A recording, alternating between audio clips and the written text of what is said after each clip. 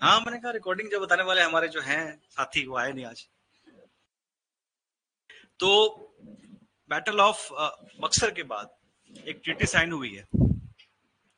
अब अगर आप अंग्रेजों की जगह होते तो क्या साइन करते? किस तरह के ट्रीटी साइन करते? सब कुछ लेने का क्या नुकसान होता बताओ, और फायदा क्या होता? क्या फायदा होता? देखिए, ये जो लड़ाइयाँ होती है ना, ये साइकोलॉजिकल होती है।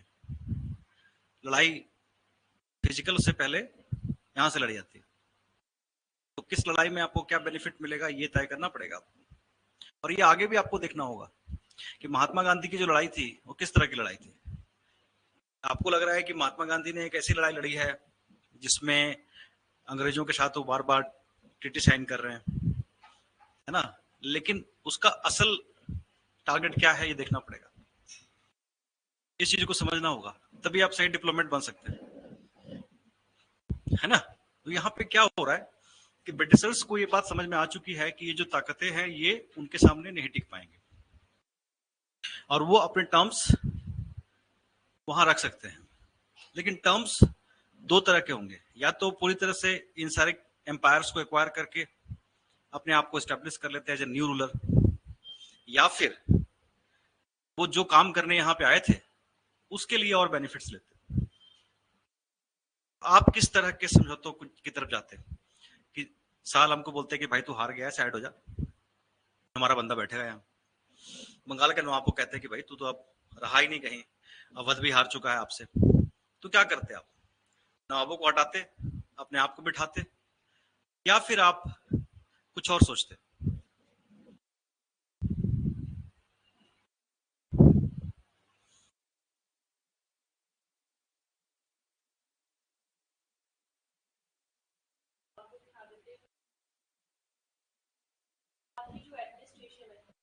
मनतेज नहीं मान रहा ना आपकी बात को।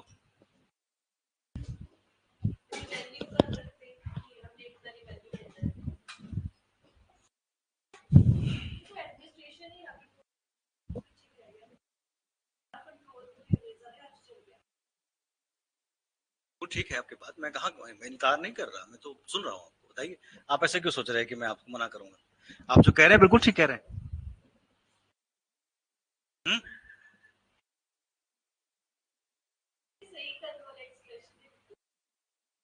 मेरे expression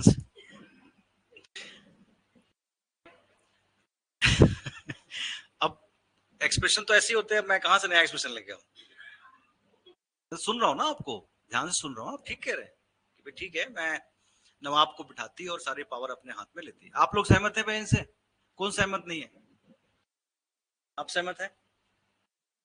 you agreeing on these things, और there may be some other options available for you?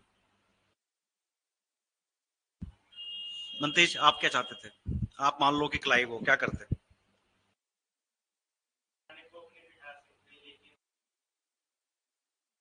लोगों का खिलाफ होना, आर्मी जो है वो यूनिट्स हैं वो खराब हो सकती थी, और आपके लिए एडमिनिस्ट्रेशन संभालना मुश्किल हो जाता है ना? सोच के देखो, इतना बड़ा, इतनी बड़ी टेरिटरी, इतने तो अंग्रेज भी नहीं थे, और अगर सारे इंडियंस खिलाफ हो जाते तो अंग्रेजों के लिए यहाँ पे तो रूल करना बड़ा मुश्किल हो जाता। हो सकता है कि इंडियंस को लगता है कि जो वो कर रहे हैं वो गलत कर रहे हैं। अंग्रेजों ने यहाँ पे क्या शोकेस किया? अंग्रेजों ने अपने आप को इनोसेंट शोकेस किया। उन्हें दिखाया देखो हमने तो लड़ाई लड़ी नहीं, हम पे तो लड़ाई थोपी गई है, हमें तो बैटल ऑफ बक्सर में जबरदस्ती थोपा गया है। हाँ प्लीज कम। अरे आप कमाल हो गया आज तो। आज क्या दिन है?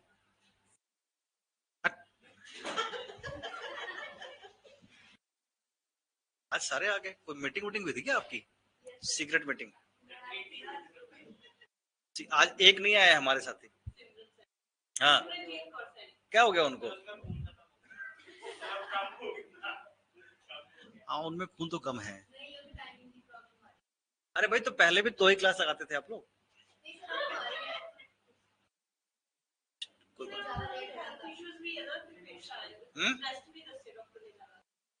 रेस्ट भी बताया है। ब्लड की कमी है, पंजाब में कम देखे हैं मैंने ब्लड की कमी वाले। क्या कहते हैं ब्लड की कमी को?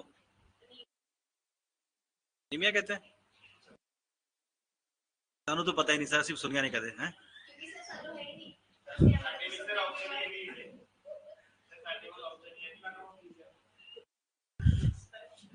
चलिए, तो बात यहां पे ये हो रही है कि अब ब्रिटिशर्स कितने हैं गिने हुए, लेकिन कंट्रोल कर रहे हैं इतने लार्ज अमाउंट ऑफ इंडियंस। अगर आप 7,000 या 8,000 की फौज देख रहे हैं ईस्ट इंडिया कंपनी की, तो आप ये मान सकते हैं कि 5-6 हजार, 4 से 5 हजार के आसपास इंडियंस होंगे, 2-2.5 हजार ही अंग्रेज होंगे।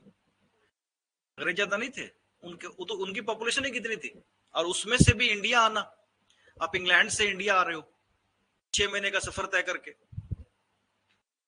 तो मुश्किल है ना। अब इसीलिए तो देखो ना, सिविल सर्विसेज जब यहाँ पे अडॉप्ट किया गया, तो जब ब्रिटिश लोगों को यहाँ बुलाया गया, तो उनको इतनी पावर दी गई, उनको इतना रुतबा दिया गया, और उनको लालच दिया गया कि जब वापस आएंगे आप, तो आपके पास खूब सारा पैसा होगा। नहीं, इतना सारा पावर, इतना रुतबा, जो डिप्टी कलेक्टर डीएम हुआ करते थे उनके पास जुडिशियल पावर भी हुआ करती थी, एडमिनिस्ट्रेटिव पावर भी हुआ करती थी, इतना सारा ताम झाम, एक ऑफिसर के सेवा करने के लिए कम से कम 30-40 लोग हुआ करते थे। बताया था ना मैंने, सुबह से उठ के लेके नाश्ते तक में कितने लोग इन्वॉल्व होते थे। फिर साहब जब जाएंगे तो उनके साथ साथ कौन जाएगा, कितना सामान जाएगा, गाड़ी कौन सी जाएगी, ये सब तय होता था, एक प्रोटोकॉल बनता था। साहब कितने देर काम करेंगे, काम करने के बाद आएंगे वापस, कहाँ क्लब में जाएंगे, कपड़े कौन से पहनने हैं, जूते कौन से पहनने हैं, परफ्यूम कौन सा लगाना है, हर चीज तय होता था। तो इतना ठाठ बाट जब आपको मिल रहा है तो ऑब्वियस है, इसीलिए मिल रहा था क्योंकि लोग वहां से यहाँ आना ही नहीं चाहते थे, क्योंकि टेम्परेचर भी उनके लिए बड़ा मुश्किल था यहाँ पे। अभी आप यहाँ पे देख रहे हो ना, शहर बन गए, सिस्टम बन गया, लेकिन पहले के जो छोटे छोटे शहर, छोटे छोटे टाउन्स थे, गर्मी इतनी होती है, ह्यूमिडिटी इतनी होती है, और बंगाल में तो ऐसी बहुत ज्यादा होती है क्योंकि बारिश ज्यादा होती है, ह्यूमिडिटी वैसे ही काफी ज्यादा होती है ना। तो ऐसे सिचुएशन में आना, सर्व करना बहुत मुश्किल था। तो ब्रिटिशर्स बहुत कम थे नंबर में, और यहाँ के इंडियंस पे डिपेंडेंट थे वो, चाहे वो पैसे के लिए भी या आर्मी के लिए भी। तो अगर वो डायरेक्टली यहाँ पे आते, तो इतने छोटे नंबर ऑफ यूरोपियंस को खत्म करना कोई बड़ी बड़ी बात नहीं थी। अगर इनके लोग इनके खिलाफ हो जाते, तो इनके लिए मैनेज करना बड़ा मुश्किल हो जाता। इस सिचुएशन को खत्म करने के लिए ब्रिटिशर्स ने बड़ी ही स्मार्ट पॉलिसी बनाई। पॉलिसी ये थी कि ये कभी भी ये ना दिखाएं कि यहाँ पे ये कब्जा करने के लिए आए। आप जब भी देखोगे ना कि उनकी जो किसी पे स्टेट पे वो कब्जा कर रहे हैं, तो वो ये इसलिए नहीं कर रहे हैं कि उनको टेरिटोरियल एक्सपेंशन करना है, अल्टीमेट टारगेट तो वही है, लेकिन दिखा क्या रहे हैं, वो ये दिखा रहे हैं कि ये आदमी जो है वो गलत है, ये सिस्टम ठीक नहीं कर रहा, हम लोगों के भला करने के लिए काम कर रहे हैं। अब आप देखोगे बैटल ऑफ प्लासी, तो बैटल ऑफ प्लासी में क्या शोकेस किया अंग्रेजों ने, कि देखो हमारे लोग नहीं मारे, ये आदमी गंदा है, जो औरतों और बच्चों को छोटे से कमरे में बंद कर सकता है, वो कैसा आदमी होगा सोचो। वहां के न्यूज़पेपर में नवाब का चेहरा एकदम राक्षसों वाला दिखाया गया, ब्लड थर्स्टी एनिमल, बीस्ट, ये तो जी लोगों को मारता है, तंग करता है, परेशान करता है, ऐसे लोगों को शासन करने का अधिकार ही नहीं। बैटल ऑफ बक्सर में क्या दिखाया कि देखो जी, सब ताकतें मिलकर हमारे ऊपर लड़ाई थोपी गई है, हम तो लड़ना चाहते ही नहीं थे, हमने कब कहा लड़ने के लिए, हमने कौन सा अवध से हमारी कोई प्रॉब्लम थी, मुगलों के साथ हमारी कोई प्रॉब्लम नहीं थी, लेकिन हमारे ऊपर लड़ाई थोपा गया, हमने तो अपने आप को डिफेंड किया। ठीक है ना। तो शोकेस क्या कर रहे हैं, लोगों क्या बता रहे हैं कि हम तो जी डिफेंड कर रहे हैं अपने आप को, हम तो व्यापार करने आए थे, ये लड़ रहे हैं हमसे। ठीक है। तो यहाँ पे जो साइकोलॉजिकल वार है, उसमें मैक्सिमम जो मासेस है, मैक्सिमम जो सिस्टम है, उसको ये समझ में आ रहा था ये लोग जो है यहाँ पे विक्टिम है, और इसीलिए बहुत सारी ताकतें उनके खिलाफ इकट्ठी नहीं हो रही थी। और यहाँ पे आप देखेंगे कि जब बैटल ऑफ बक्सर हुआ, तो बैटल ऑफ बक्सर के बाद दो तरह की ट्रीटीज साइन की गई, एक तो अपने मुगल बादशाह के साथ और अवध नवाब के साथ। अब ये दो ट्रीटीज क्या थी इसके अंदर बातें, तो सबसे पहले शाह आलम को कहा गया कि मालिक आप ही हो सब कुछ, ठीक है, तो आप हमें क्या दो, बंगाल की दीवानी राइट, बंगाल की दीवानी राइट, दीवानी राइट का मतलब राइट टू कलेक्ट टैक्सेस, क्या मांगा? मैं लिखा दूंगा, मैं लिख भी दूंगा, डोंट वरी, अभी सुन लीजिए। राइट टू कलेक्ट टैक्सेस, यानी कि बंगाल जैसे प्रोविंस में टैक्स कलेक्ट करने का अधिकार किसका हो गया अब? ईस्ट इंडिया कंपनी का। दूसरी तरफ जो बंगाल के नवाब बने वो तो उनके हाथ की कठपुतली थे, उसे क्या कहा? निजामत दे दो। निजामत का मतलब क्या हुआ? Law and order and administration. यानी कि नवाब के पास रिस्पॉन्सिबिलिटी है, हर आदमी बंगाल का किसकी तरफ देखेगा हर काम के लिए? नवाब की तरफ, लेकिन उसके पास पावर ही नहीं। जिसके पास पावर है, यानी ब्रिटिशर्स के पास सारी ताकतें हैं, लेकिन रिस्पॉन्सिबिलिटी।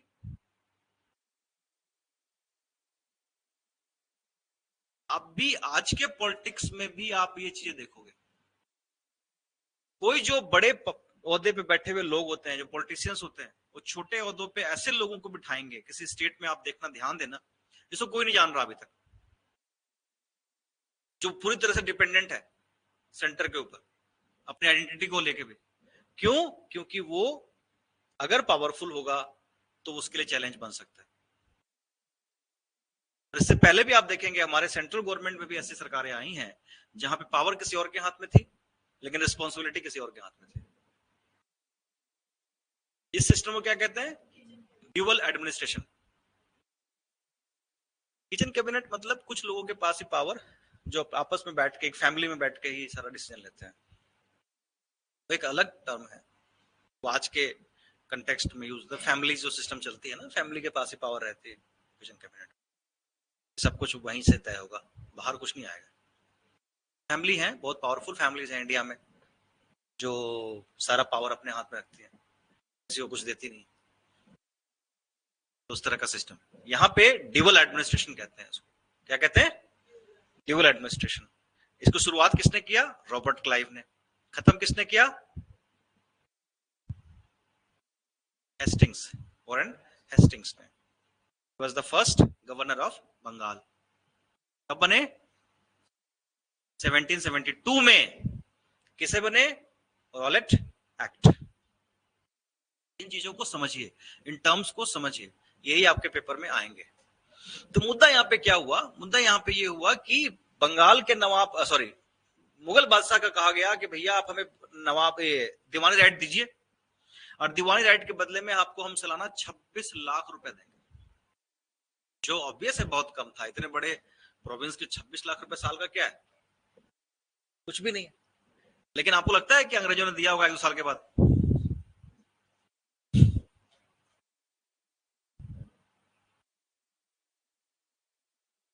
गए। इसके बदले में एक और काम किया, इलाहाबाद के पास कारा का जो जिला था, वो भी अवध से लेकर के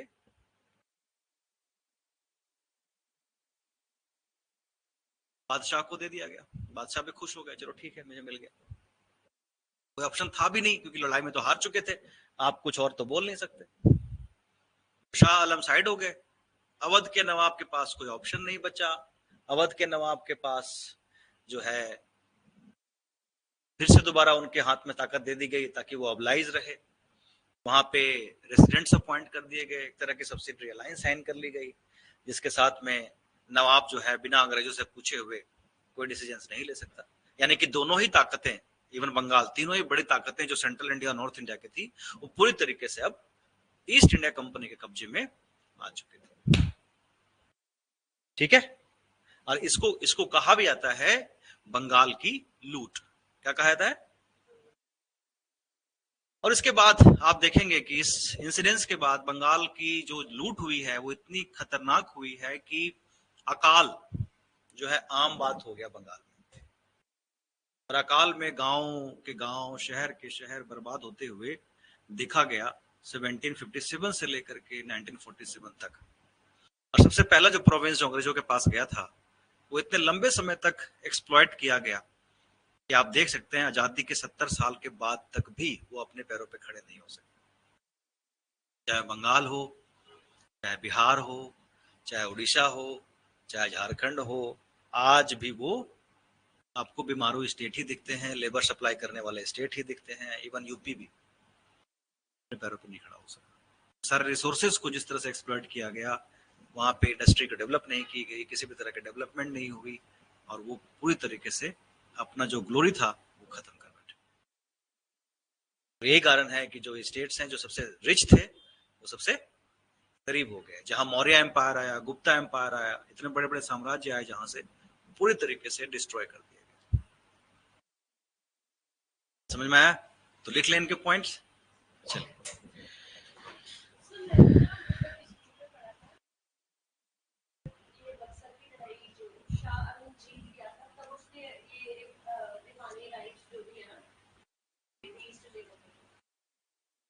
शाह आलम जीत गया था। शाह आलम जीत गया था। कहां पढ़ लिया आपने ये? दिखाइए जरा।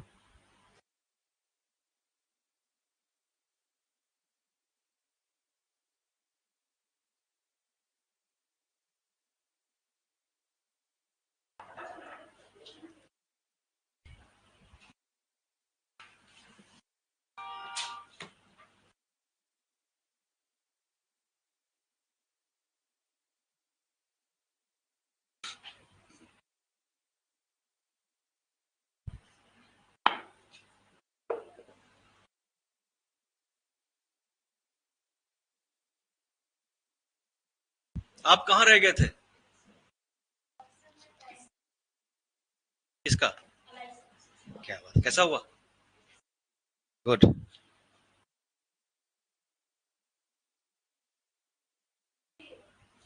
पढ़िए क्या लिखा हुआ।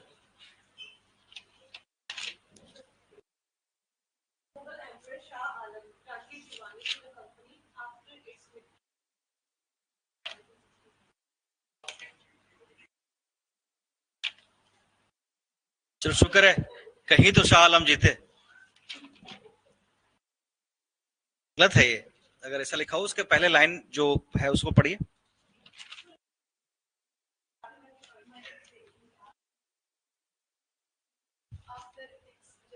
अब इसमें ईट्स किसको रेफर कर रहे हैं वही मैं देखना चाहता था।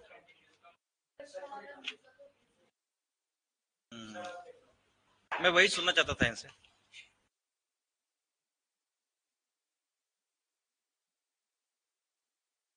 To the company after its victory, company की जीत दिखा रहे हैं तो क्या समझ लिए हो? उल्टा पुल्टा समझ रहे हैं आप। क्या पढ़ाई की आपने? हाँ, टेंशन बहुत है। तो आप तो खुशकिस्मत है कि आपके पास टेंशन है।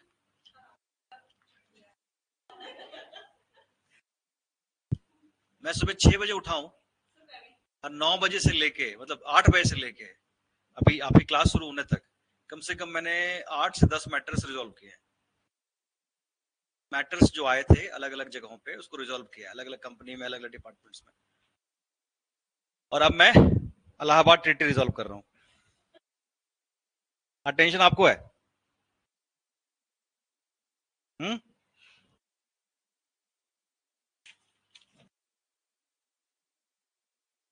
अच्छे से उसको पढ़िएगा तो समझ में आ जाएगा, है ना?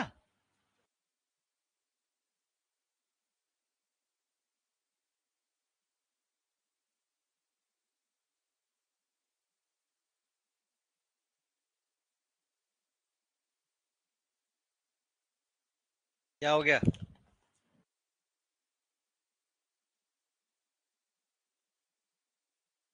आप लोग मेरे चश्मे में हंस रहे हैं क्या? चलिए मैं बता देता हूँ। चलिए लिखिए, ट्रीटी ऑफ इलाहाबाद।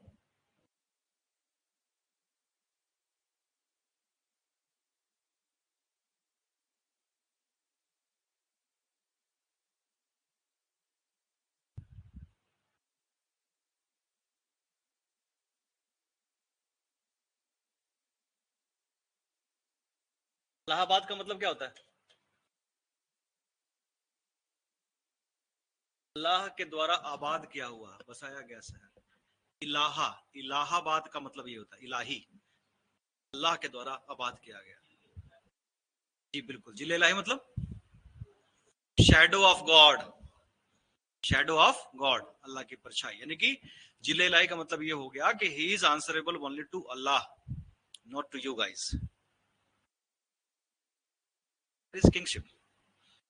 ये नहीं है कि सिर्फ हिंदू किंग्स ही अपने आप को ईश्वर की छवि मानते थे। हर रिलीजन में आप देखेंगे जो किंग होता था वो अपने आप को ऊपर वाले के द्वारा अपॉइंट किया हुआ रिप्रेजेंटेटिव ही मानता था, इसीलिए उसके पास अथॉरिटी होती थी कि वो नेक्स्ट राजा अपॉइंट करे। ठीक है, और इसी से लॉजिक बन गया, राजा का बेटा राजा तो ब्राह्मण का बेटा वैश्य का बेटा शूद्र का बेटा वर्ण धर्म कहते हैं इसको। ये सिस्टम ऑटोमेटिकली हो गया, कई तरह के लॉजिक्स आ गए। यानी कि अगर कोई कैटेगरी अपने आप को इस सिस्टम से मानने के लिए इनकार कर रहा है तो वो सीधा सीधा राजा को चैलेंज कर रहा है, ईश्वर को चैलेंज कर रहा है। और राजा को बनाया गया सेवियर ऑफ रिलीजन, धर्म रक्षक।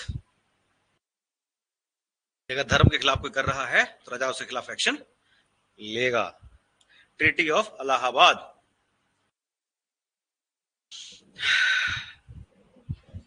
तो पहला करते हैं, मैं इसी में फंस गया, ट्रीटी विथ शाह आलम। ठीक है,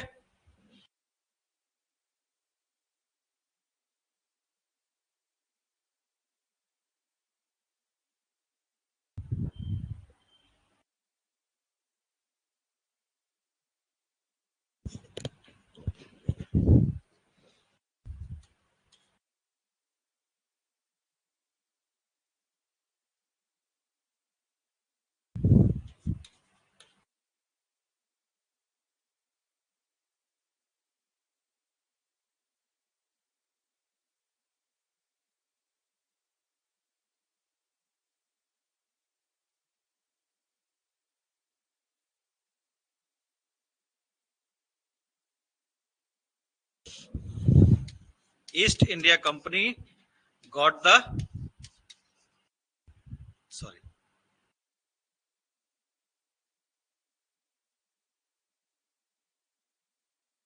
दीवान, दीवानी जहां पे आ जाएगा समझ लीजिए रेवेन्यू है। दीवान साहब, दीवानी right,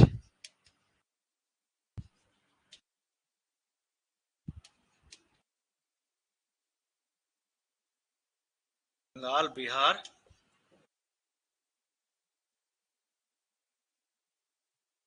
Orissa in return of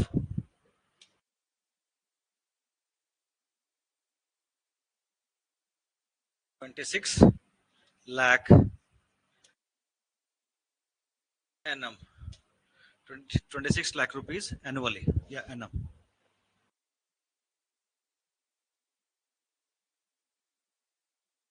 ठीक है,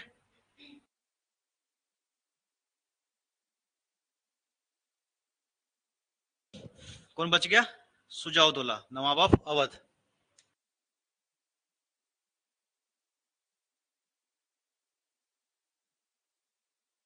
Have to keep British army in expense of Nawab.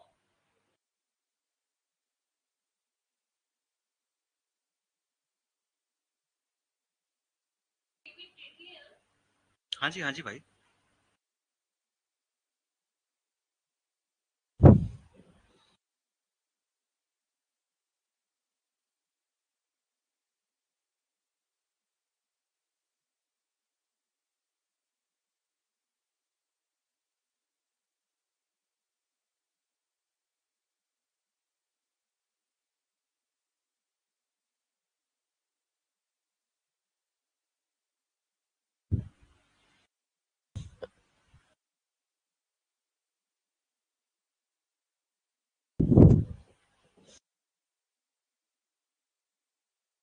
British got the right of free trade in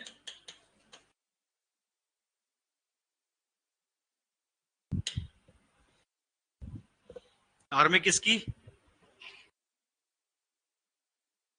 British की। ताकत किसकी? ब्रिटिश की। खर्चा कौन दे रहा है? क्या चाहिए आपको और? नहीं कि रोज आपका रेस्टोरेंट में खाना कोई और खा रहा है और बिल आपको आ रहा है, मजा आएगा? शॉपिंग कोई और कर रहा है, बिल आपको आ रहा है। घूम फिर कोई और रहा है, ट्रैवलिंग कर रहा है, होटल में रह रहा है, बिल आपको आ रहा है। हाँ, अब जो फ्री ट्रेड का था बंगाल के साथ, वो अब अवध में भी हो गया। पहले बंगाल को धीरे धीरे घुन की तरह खाया, अब अवध की बारी।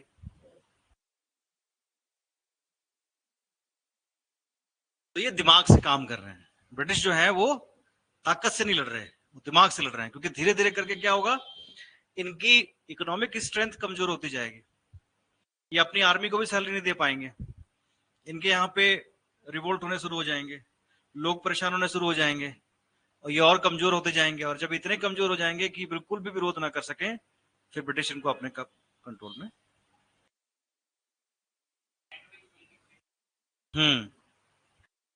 पैंट विच वैसे, हाँ बिल्कुल ठीक। हाँ भाई पैंट ही कहते हैं, तो पंजाबी जी की कहते, मैं पंजाबी बोलता हूँ, हंसते क्यों है?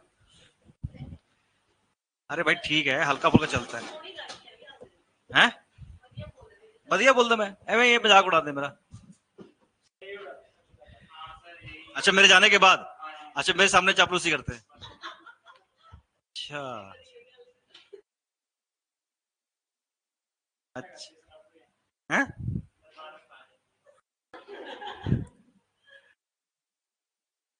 तो हो गया इलाहाबाद ट्रीटी, अब क्या बच गया? Dual administration of Bengal. यहां तक समझ में आ गया सबको? कोई डाउट है तो पूछ सकते हैं। मत बोलना, बहुत अच्छा पढ़ाते हो इसलिए समझ में आ गया सारा कुछ।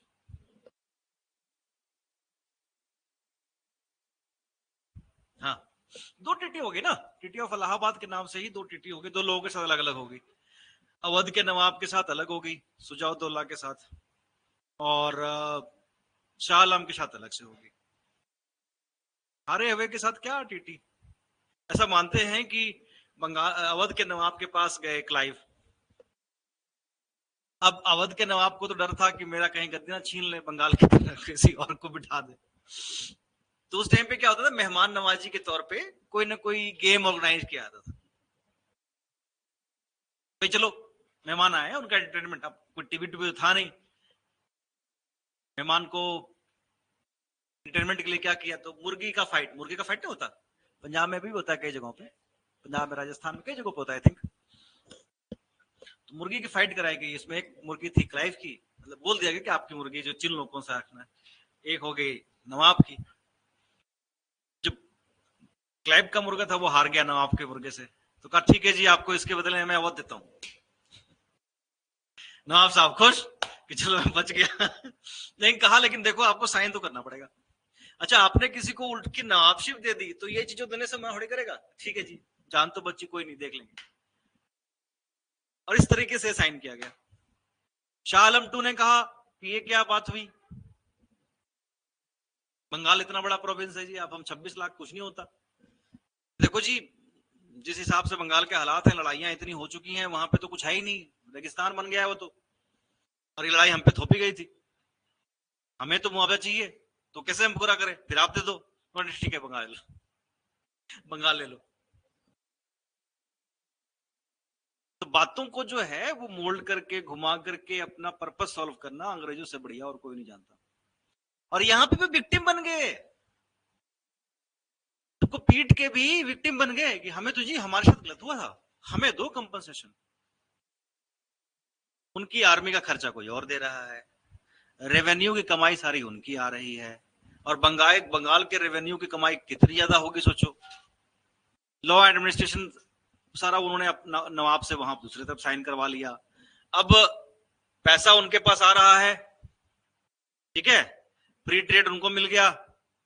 अब आर्मी या एडमिनिस्ट्रेशन चलाने के लिए जो खर्चे आएंगे, व्यापार करने के लिए जो खर्चा आएगा, बाकी चीजों को जितने के लिए जो खर्चा आएगा, वो बंगाल दे रहा है, अवध दे रहा है।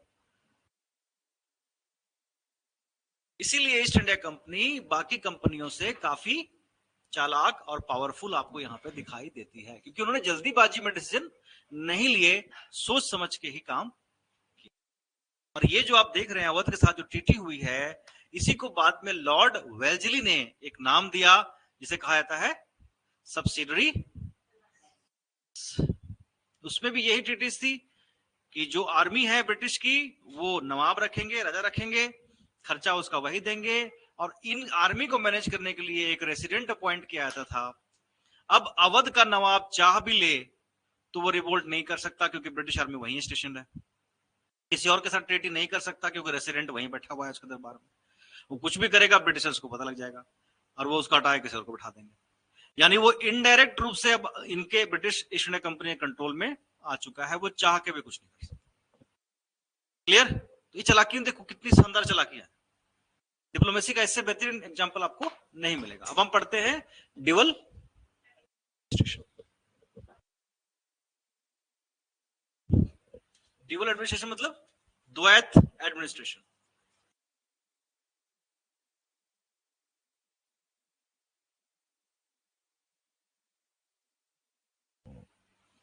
दो एडमिनिस्ट्रेशन, दो दो ताकत है, एक ईस्ट इंडिया कंपनी, एक नवाब साहब। तो ये कहां पे हुआ? बंगाल में। इसे क्या कहते हैं? Dual administration of Bengal. कब से कब तक रहा?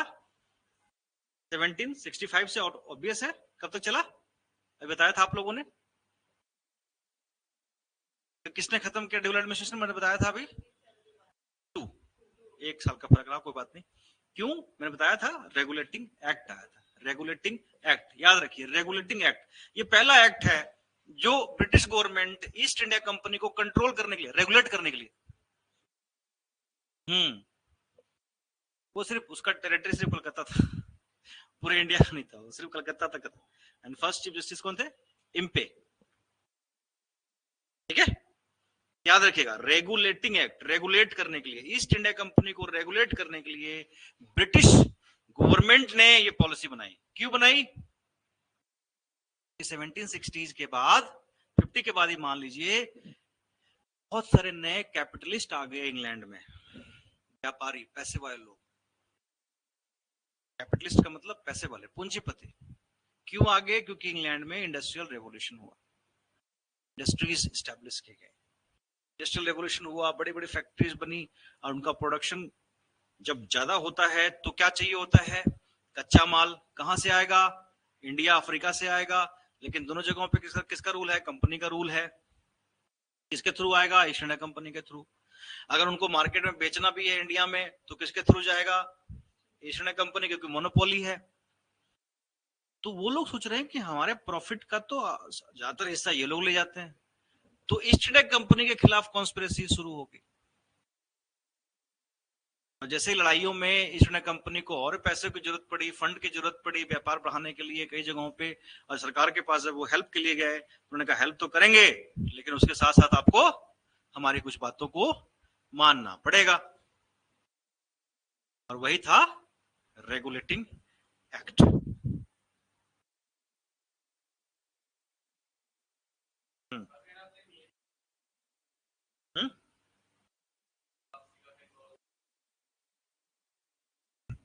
नवाब के पास पावर तो नहीं छीना उसके बाद, 65 के बाद तो पावर ही सारी छीन ली, दीवानी ले ली, मुगल बादशाह से निजामत ले ली, नवाब से बचा क्या? नवाब विदाउट पावर। ठीक है, चलिए भाई, लिख लिया 1765 टू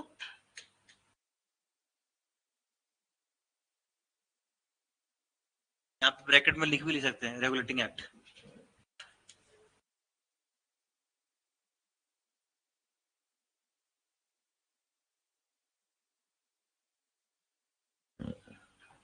रेगुलेटिंग एक्ट के बाद Pitt's India act, Pitt's India act के बाद चार्टर एक्ट्स। वो 73 में भी आया था, 2 आए थे। हाँ, 2 आए थे, बिल्कुल ठीक कहा इन्होंने।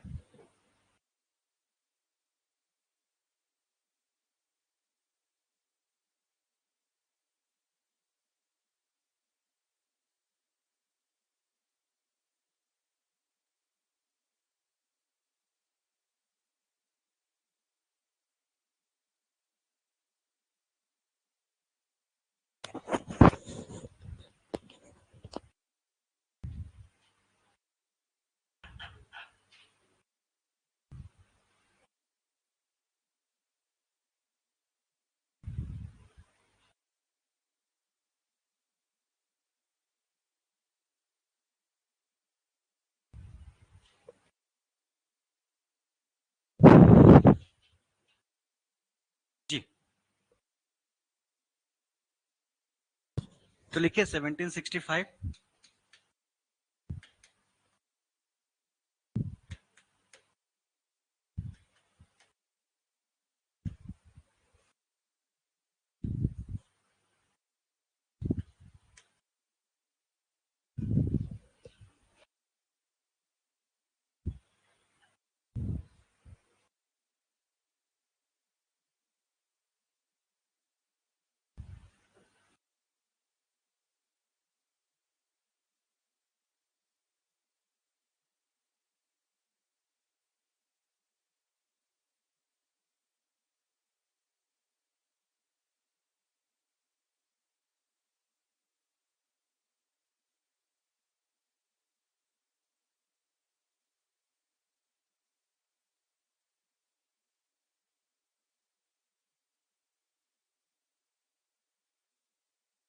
तो लिखिए Clive made treaty with new nawab Nizam ud Daula.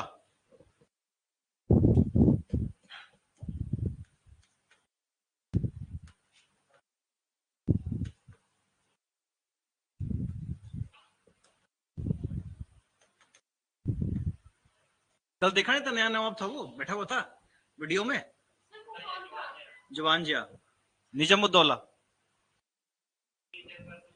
मारे गया बूढ़ा सीगा। तुसी इतने रखो उन्होंने खुला ले तक पंजाब बंगाल से। न्यू नवाब, क्या नाम है नए नवाब का?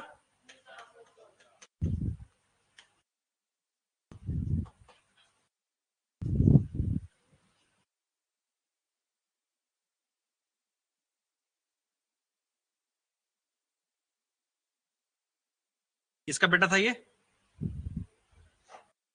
बेटा नहीं था, उसका नाती था, यानी कि ये बेटा था मीर कासिम का, सन ऑफ मीर कासिम। ठीक है, आगे बढ़ते हैं।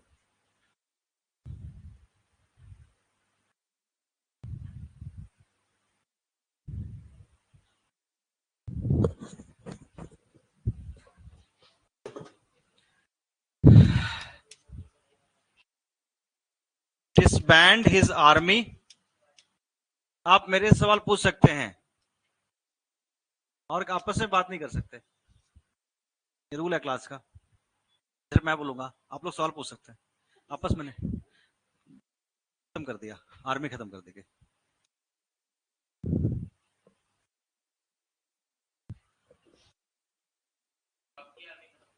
बंगाल की आर्मी, तभी तो कंट्रोल में रहेगा ना। Why you need your army, your highness? We are here to protect you. आपको आर्मी की जरूरत क्या है? ऑब्वियस है, बोलेंगे कि तुम्हारी आर्मी बेकार है, देखा तुमने इतना सारा कुछ धाम झाम फालतू का, कुछ फायदा नहीं है, बेकार है आपकी आर्मी, गधे सब नालायक है, जुर्मुड़ा खर्चा कर रहे हैं आपका, हटाओ इसको, हम हैं आपकी सुरक्षा के लिए।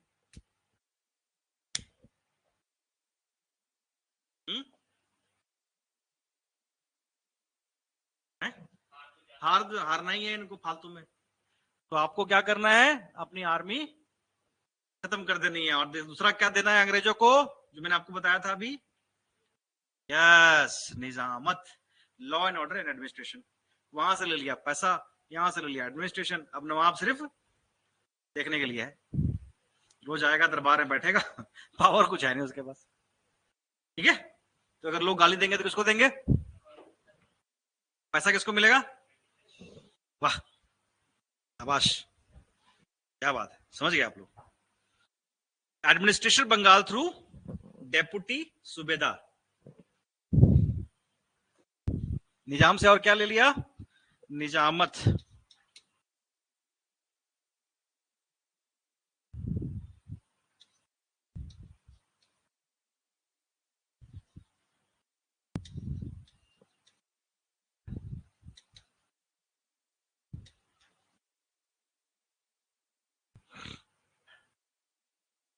Managed by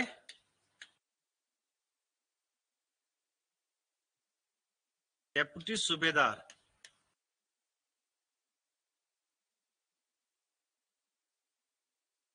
appointed by Clive. ये कौन थे डेपुटी सूबेदार? रजा खान। रजा रजा रजा राजा नहीं, रजा खान।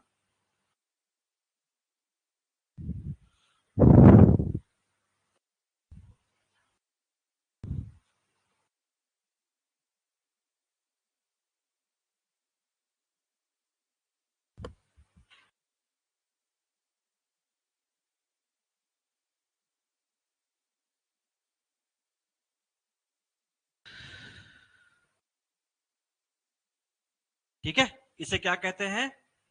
ड्यूअल एडमिनिस्ट्रेशन, क्योंकि निजामत यहां से मिल गया, दीवानी वहां से मिल गया, पावर एक्चुअल में ईस्ट इंडिया कंपनी के पास थी और कहने के लिए नवाब शासक थे। इसे कहते हैं ड्यूअल एडमिनिस्ट्रेशन। और इस टाइम पे बंगाल का भयंकर शोषण हुआ, भयंकर शोषण।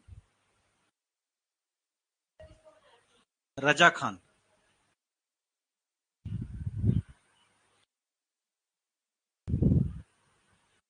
this arrangement was called as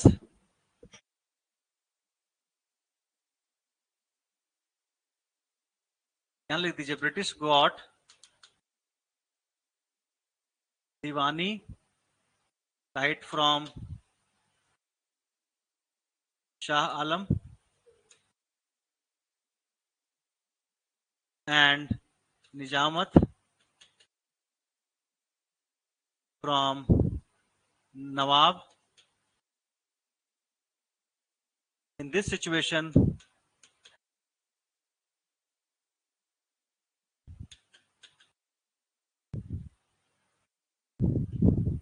Nawab left with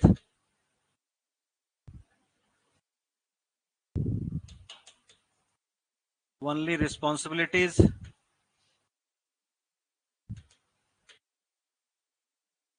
and no power. इसको हटा दूं, इसको हटा दूं।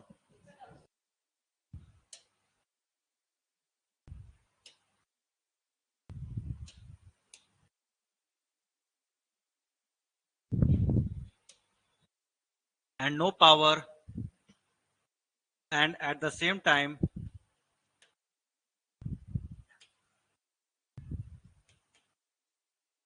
British with no responsibility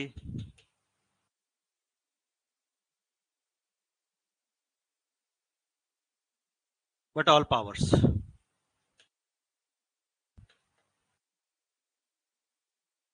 System was called as dual administration.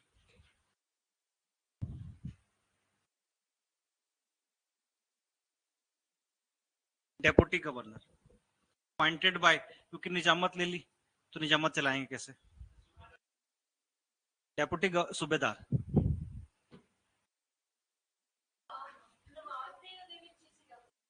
वो पहले भी ऑफिसर ही थे लेकिन उसको दोबारा रिहायर किया था। उसको एक्चुअली क्या हुआ था, राजा नंद राय थे ना, जब जिनको देखा था ना आपने, जो नवाब के साथ एक जेंटलमैन खड़े थे, नंद राय थे वो। तो Raja Nand Rai was the first person who was actually hanged by the britishers. उनको फांसी दे दी गई थी।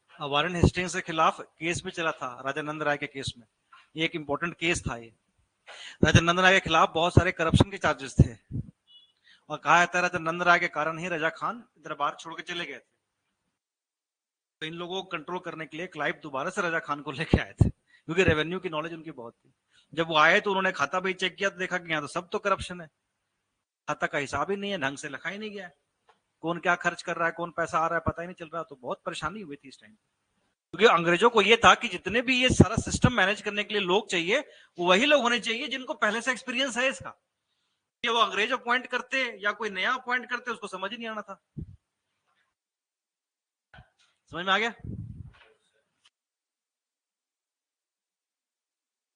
अब जो सामान उनको खरीदना है व्यापार करने के लिए, वो रेवेन्यू से खरीद रहे हैं। जो आर्मी बनानी है वो रेवेन्यू से खरीद रहे हैं उससे, इसलिए उनके पास अब कोई टेंशन नहीं है, बल्कि सारा का सारा सिस्टम उनके कंट्रोल में आ चुका है।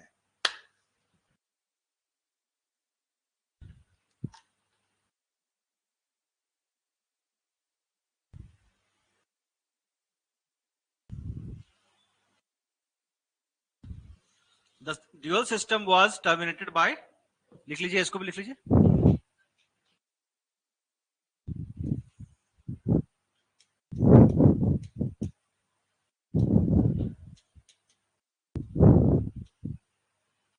वॉरेन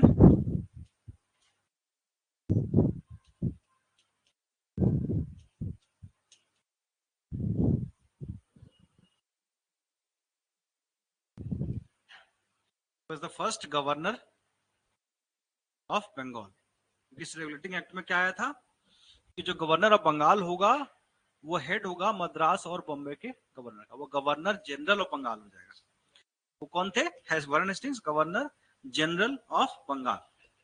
तो जो भी गवर्नर बंगाल के अलावा मद्रास के या बॉम्बे के हैं वो सबऑर्डिनेट हो जाएंगे, ताकि उसको कंट्रोल करना आसान हो जाए। समझ में आ गया भैया? हमने क्या किया? ट्रीटी ऑफ इलाहाबाद और ड्यूअल एडमिनिस्ट्रेशन। आगे क्या करना है?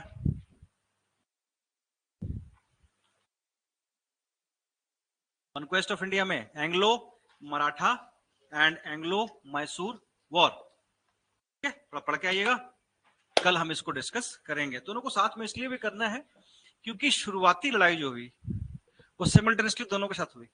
फिर इनको लग गया कि दोनों को संभालना आसान नहीं है और दोनों जगह हार खानी पड़ी, तो ईस्ट इंडिया कंपनी एक को पहले कंट्रोल करके दूसरे के खिलाफ लड़ने की प्लानिंग करी और उसमें चुना उन्होंने मैसूर को, ज्यादा खतरनाक वही था।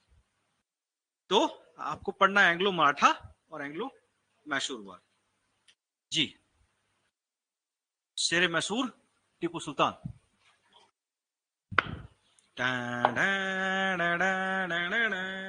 आपने देखा ये ट्यून दूसरी है, ये ट्यून है शोड ऑफ टीपू सुल्तान। पहले एक सीरियल आता था उसका म्यूजिक है शोड ऑफ टीपू सुल्तान। बहुत ही इनलाइटेंड किंग, बहुत ही बहादुर, लेकिन उतने ही गुस्सैल, और इसी कारण उनका खामियाजा भुगतना पड़ा और वो हैदर अली की तरह मराठों को और निजाम को अपने तरफ नहीं रख सके और इसी कारण से उन्हें हार का सामना करना। ये डिप्लोमेसी सीखिए, काम आएगा आईएएस बनने के बाद। नहीं, एक तरफ पाकिस्तान, एक तरफ चाइना, एक तरफ अमेरिका, एक तरफ ये, एक तरफ वो था, कैसे मैनेज करेंगे? हैं, आईएफएस बन गए तो कैसे मैनेज करोगे? आईएएस भी बन गए तो डीसी थोड़े रहोगे पूरी उम्र, सेक्रेटरी भी तो बनोगे। डीसी तो कुछ भी नहीं है उनके आगे, पावर में तो कुछ भी नहीं है, तो शुरुआत है। उसकी ताकत उनके पास होती है जो साइन करते हैं, पूछते हैं हाँ भाई क्या कर रहे हो, कौन सी पॉलिसी की कि नहीं की, it will be done sir. तो करोगे तभी तो आगे समझोगे कि कैसे कौन देश के खिलाफ जा रहा है, कौन क्या कर रहा है, कौन क्या कर रहा है। वहां पे जब नेशन आ जाता है तब सब धर्म वरम सब भूल जाते हैं लोग, एक ही चीज चलती है बस, कंट्री, कोई इमोशन नहीं। समझ में आया? चलिए, थैंक यू सो मच। कोई सवाल, कोई शक? क्या